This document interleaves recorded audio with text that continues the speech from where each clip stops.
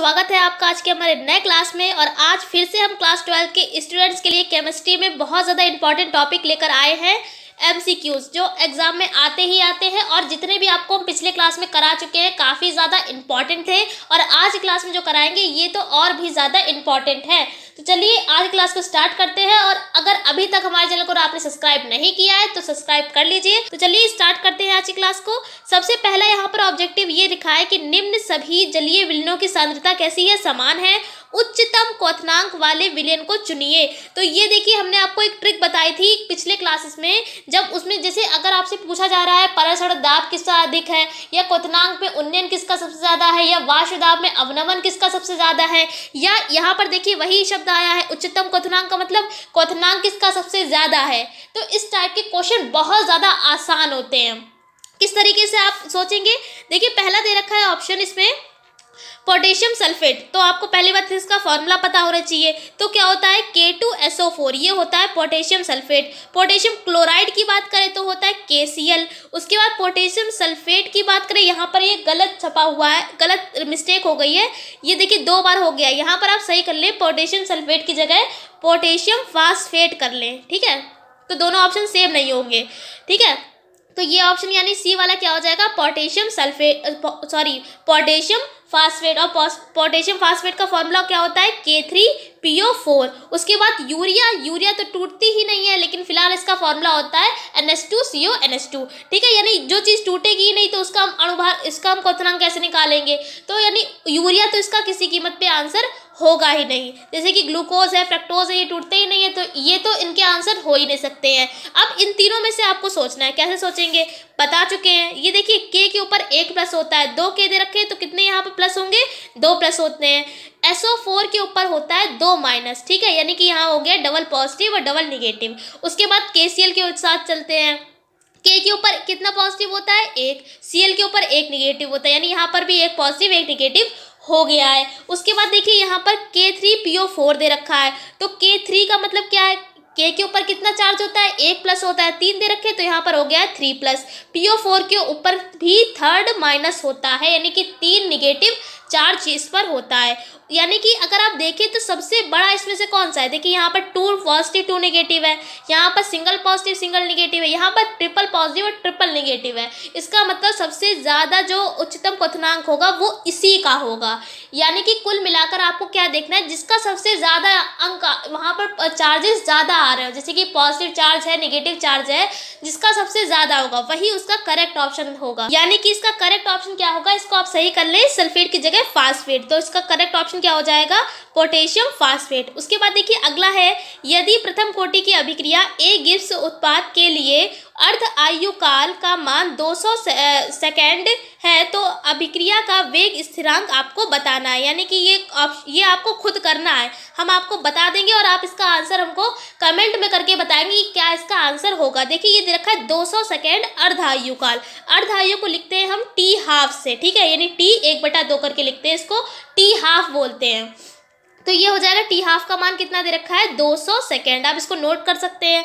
उसके बाद वेग स्थिरांक पूछा जा रहा है। वेग स्थिरांक को लिखते हैं K से, किससे लिखते हैं, K से। तो आप फॉर्मूला लगाएंगे यहाँ पर K बराबर 0.693 अपॉन में T½ ठीक है। T½ की वैल्यू आपको दे रखी है 200, आप 200 रख देंगे और इसको सॉल्व करेंगे और आप हमको बताएंगे, केवल यही फॉर्मूला लगेगा और इसका करेक्ट ऑप्शन क्या होगा आप हमको कमेंट करके बताएंगे। फिर देखिए अगला दे रखा है, निम्न में से कौन सा हेलो फॉर्म अभिक्रिया नहीं देता है। आप अगर इसमें सोचेंगे कि ये देखिए कीटोन दे रखा है, अब देखिए एल्डिहाइड और कीटोन दोनों ही हेलो फॉर्म अभिक्रिया देते हैं, लेकिन ये वाला जो है कीटोन तो है लेकिन ये ब्यूटेन दे रखा है, यानी कि देखिए मेथ एथ प्रो ब्यूट, यानी 4 कार्बन का मतलब क्या, ब्यूट वाला दे रखा है। तो इसमें क्या होगा, ये वाला जो है वो हेलो फॉर्म अभिक्रिया नहीं देगा। उसके बाद देखिए अगला दे रखा है, ये एक रिएक्शन लिखी हुई है, ये दे रखा है C12H22O11, ये होता है स्यूक्रोज यानी कि चीनी, प्लस में दे रखा है H2O यानी कि स्यूक्रोज प्लस चीनी, और गिव्स ऊपर at the presence of N दे रखा है, यानी नंबर दे रखे होंगे,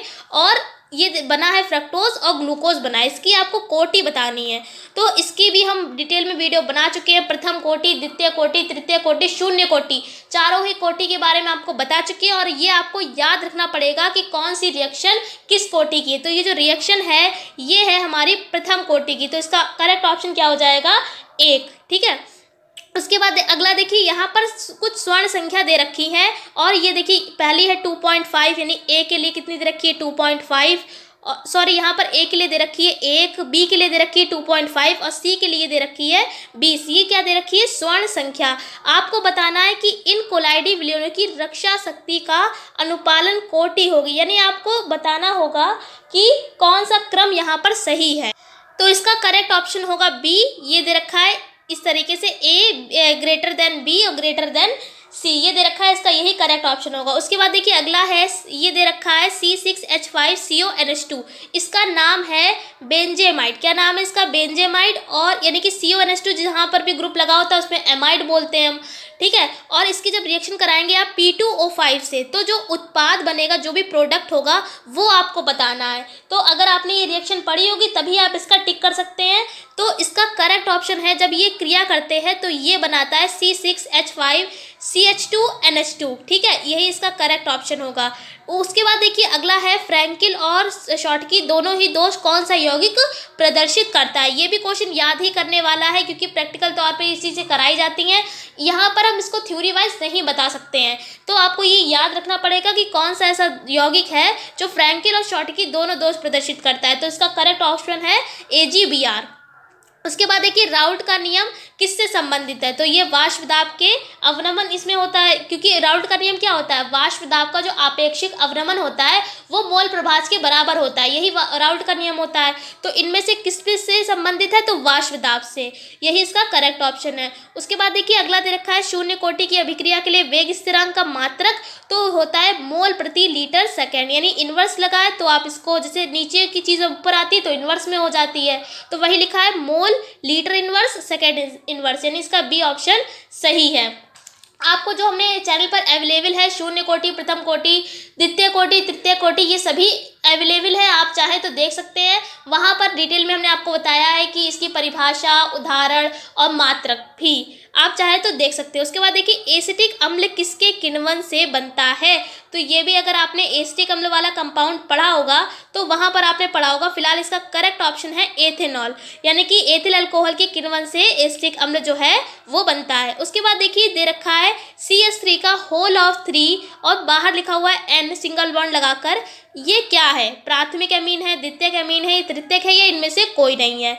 तो हमने जब आपको पढ़ाए थे 1 डिग्री, 2 डिग्री और 3 डिग्री अल्कोहल पढ़ाया था, क्या पढ़ाया था हमने, 1 डिग्री 2 डिग्री अल्कोहल जब आपको पढ़ाया था वहाँ पर हमने आपको अच्छे से समझाया था कि 1 डिग्री कब होगा, 2 डिग्री कब होगा और 3 डिग्री कब होगा, आप आसानी से पहचान लेंगे। अब यहाँ पर देखिए 3 लगा हुआ है, 3 का मतलब ही ये तृतीय है, तो यहाँ पर क्या हो जाएगा, ये तृतीयक अमीन हो जाएगा, यानी इसका करेक्ट ऑप्शन क्या हो जाएगा, तीसरा वाला हो जाएगा तृतीयक अमीन। उसके बाद देखिए यहाँ पर देख रखा है एस्कार्बिक अम्ल है, तो ये देखिए हमने पिछले ही क्लास में आपको बताया था, उसमें ऑप्शन, उसमें केवल इतना कहा जा रहा था कि क्या है, कई सारे ऑप्शन दे रखे थे, तो वहाँ पर आपने विटामिन को टिक किया था। अब यहाँ पर पूछा गया है कि कौन सा विटामिन है, तो ये है विटामिन सी। उम्मीद करते हैं कि जितने भी हमने आपको ऑब्जेक्टिव कराए वो सभी आपने लर्न कर लिए होंगे और आज की क्लास के भी आपको अच्छे से समझ में आ गए होंगे। इसके बाद आपको एक और मिलेगा, क्योंकि एक क्वेश्चन आता है कि अनुचुंबकीय आयन और प्रतिचुंबकीय आयन